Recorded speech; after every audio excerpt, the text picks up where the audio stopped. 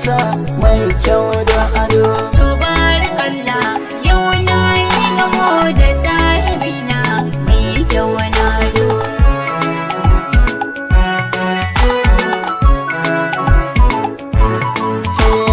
Tabarakallah, halittar Allah, masha Allah.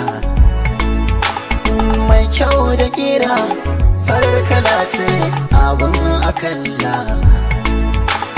Duk na ɗumauce da kallon ki kamar in yi shela.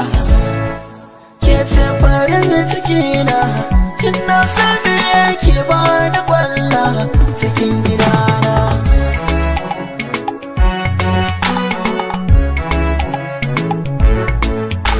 Cikin dare da rana ina tunani da soyayyarka. Zance na kalamai idan ana so a zo fadarka. Ka kware da soyayya, matso kusa na bani jure rashinka. Ko cikin barci na ji muryarka sai na tashi zaune a kan gadona.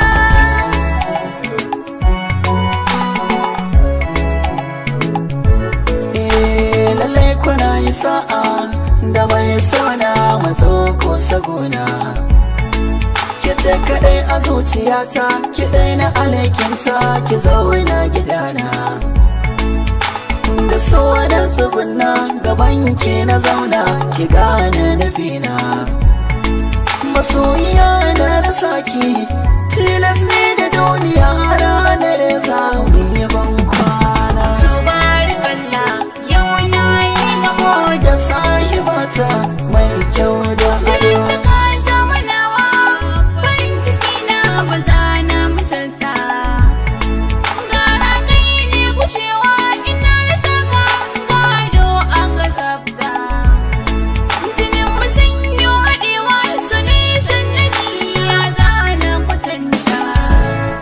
Ba wanda za ya kai da sanka in ma a kwashe sai dai iyaye su ne na farko.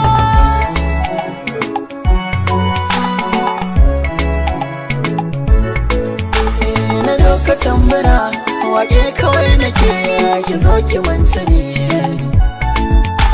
Na baki kaina kula da sona, ki kai na sansani. Ba wacce zan so nake so, ki makwakin sani.